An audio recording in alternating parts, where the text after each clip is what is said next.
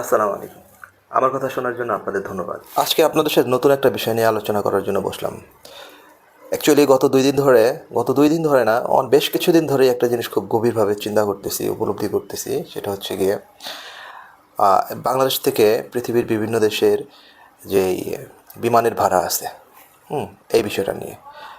আর basically যারা এই ট্রেডের সাথে যুক্ত, তারা খুব ভালোভাবে টের পাচ্ছে যে বা এখন যে বিমানের ভাড়ার যে অবস্থা, সেগুলোর কারণে আসলে এই রিলেটেড যারা ব্যবসার সাথে জড়িত তাদের ব্যবসায়িক কী অবস্থা।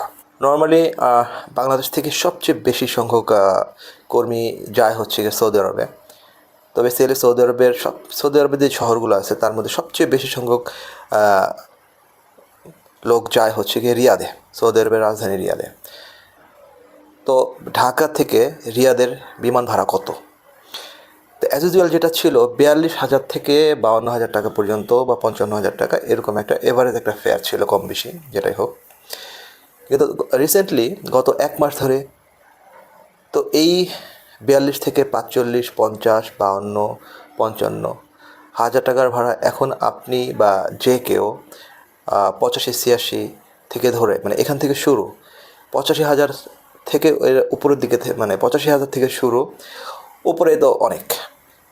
তো চেক করলে দেখা যায় যেটা হচ্ছে গিয়ে আগামী ফেব্রুয়ারি একদম 28 তারিখ পর্যন্ত, বা মার্চে গিয়েও এই ভাড়াটাই শো করতেছে, এই ভাড়া আসতেছে।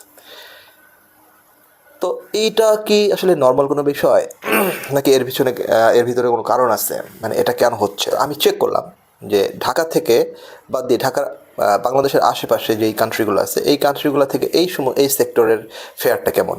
লাইক আপনার নেপাল থেকে, মানে কাঠমান্ডু থেকে, বা কলকাতা থেকে, হ্যাঁ, বা মালয়েশিয়া থেকে।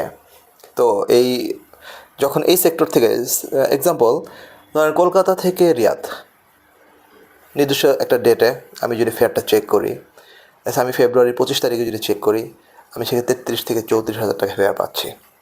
তো ঢাকা থেকে কলকাতার ফেয়ার কত? ঢাকা থেকে কলকাতার ফেয়ার অ্যাজ ইউজুয়াল 10 থেকে 12,000, 13,000, 14,000 টাকা, এই নর্মাল টাইমে এই ফেয়ারটা ছিল আর কি। সো আমি যদি 33,000 সাথে 12,000 যোগ করি, তাহলে কত হয়? 33 আর 12,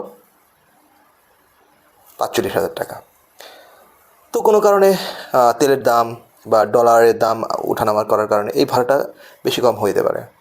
কিন্তু সেটা কি 85,000 টাকা, 90,000 টাকা, 1 লক্ষ টাকার উপরে চলে যাবে? এটা কি অস্বাভাবিক কোনো বিষয় নয়? এটা নিশ্চয়ই অস্বাভাবিক একটা ব্যাপার। এখন আমাদের তো বোঝা উচিত ছিল, বা আমাদের তো একটু চিন্তা করা উচিত ছিল যে এখন এমন একটা গভর্নমেন্ট আছে, এই গভর্নমেন্টকে আমাদের সমস্ত দিক থেকেই সহযোগিতা করা দরকার। সমস্ত দিক থেকে সহযোগিতা করা দরকার। তাদের যে দায়িত্বরা আছে, তাদের যে কাজটা আছে, হ্যাঁ, এই কাজটা যেন তারা একটু সুচারুভাবে, সহজভাবে করতে পারে, যেটা আমাদের ভবিষ্যৎ বাংলাদেশের জন্য অনেক বেশি সহায়ক হবে, অনেক বেশি উপকৃত আমরা হব।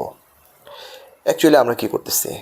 বর্তমান সরকারকে, এই সিন্ডিকেটকে শিখাই দিছে যে আপনারা এই কাজটা করেন, আপনি এভাবে করেন, আপনারা এরকম একটা ব্যবস্থা করেন যে 50,000 টাকার টিকিট 1 লক্ষ টাকার উপরে হয়ে যাবে।